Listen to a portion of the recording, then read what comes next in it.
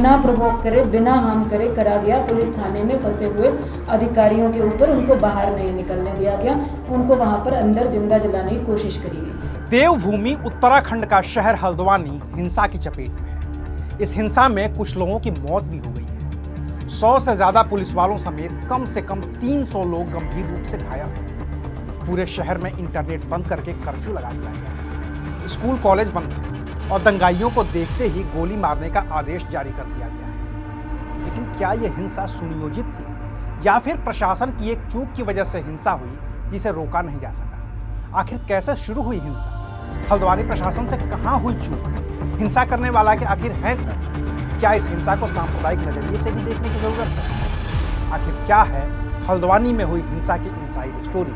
आज बात करेंगे विस्तार से। नमस्कार, मैं हूं अविनाश और आप देख रहे हैं हल्द्वानी शहर को लोग हल्दू के नाम से भी जानते हैं। ये पहाड़ी शहर अपने मिजाज में बेहद शांत स्वभाव का है, लेकिन 8 फरवरी को इस शहर में जो कुछ भी हुआ उसकी इस शहर के बाशिंदों ने कभी कल्पना भी नहीं की थी। दरअसल हुआ ये कि 7 फरवरी को उत्तराखंड की विधानसभा से समान नागरिक संहिता का बिल पास कर दिया गया। इस बिल के पास होने के साथ ही पूरे उत्तराखंड को हाई अलर्ट पर रखा गया। हल्द्वानी शहर भी उनमें से एक था जिसे हाई अलर्ट पर रखा गया था। यूसीसी के पास होने और शहर में हाई अलर्ट के बीच हल्द्वानी प्रशासन ने तय किया कि वो एक अवैध निर्माण पर बुलडोजर चलाएगा। इससे पहले भी प्रशासन ने नगर निगम और सरकार की जमीन पर बने कई अवैध अतिक्रमण को ध्वस्त किया था। तो 8 फरवरी को भी प्रशासन एक और अवैध निर्माण को ध्वस्त करने पहुंच गया।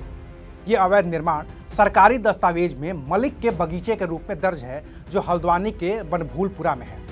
बनभूलपुरा के लोगों ने मलिक के बगीचे में मस्जिद और नमाज स्थल बनवा लिया था।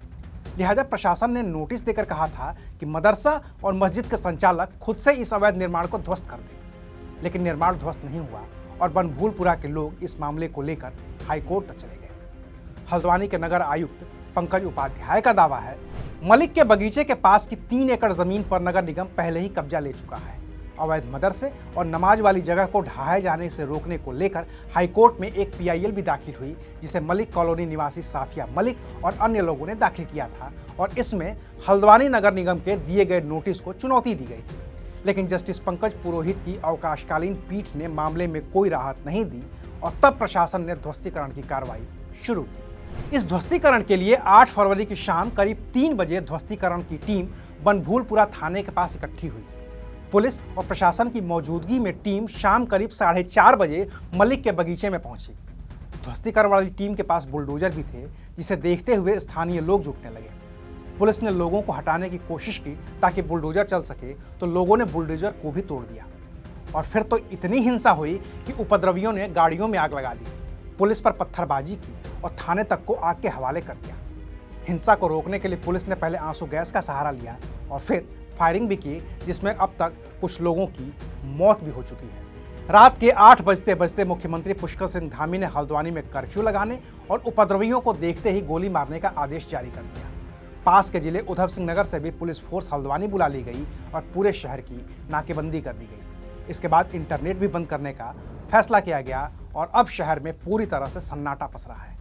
हल्द्वानी में हुई इस हिंसा के लिए प्रशासन और खास तौर से नैनीताल की DM वंदना सिंह पर भी सवाल उठ रहे हैं कि जब यूसीसी विधानसभा से पास हुआ और शहर अलर्ट मोड पर था, तो क्या अतिक्रमण ढहाने की कार्रवाई कुछ दिन के लिए टाली नहीं जा सकती थी?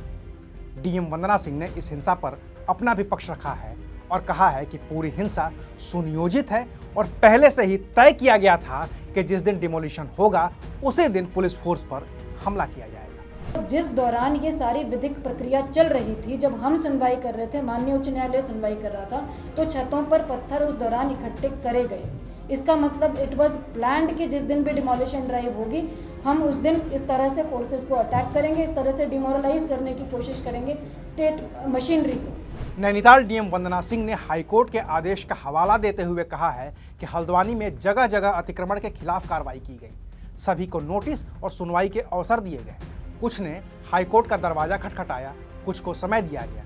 इसमें कोई और एंगल तलाशना या ये कहना कि किसी खास संपत्ति पर ध्वस्तीकरण की कार्रवाई की गई गलत है। पीसफुली डिमोलिशन ड्राइव शुरू हुआ, प्रिवेंशन के लिए फोर्स लगाई गई, अतिक्रमण की कार्रवाई के लिए जितनी फोर्स रिक्वायर्ड होती है वो लगाई गई, लेकिन कुछ अराजक तत्वों के द्वारा अनप्रोवोक्ड, अनहार्म्ड, अनटच्ड तरीके से पूरी कार्रवाई होने के बाद भी बड़ी मात्रा में with in half an hour इकट्ठा होकर जो है हमारी जो टीमें हैं नगर निगम की, उन पर पहला अटैक किया गया पत्थरों के माध्यम से। नैनीताल के एसएसपी प्रहलाद मीणा ने भी कहा है कि ध्वस्तीकरण की कार्रवाई अदालत के आदेश के अनुपालन में की गई है। लगभग 15-20 लोग ऐसे हैं जिन्होंने इस सारे मॉब को भड़काने का काम किया है, बनफूलपुरा और हल्द्वानी शहर में माहौल खराब करने की कोशिश की है और इस मॉब को यूज करते हुए स्टेट को और जिला प्रशासन को चैलेंज करने की कोशिश की है।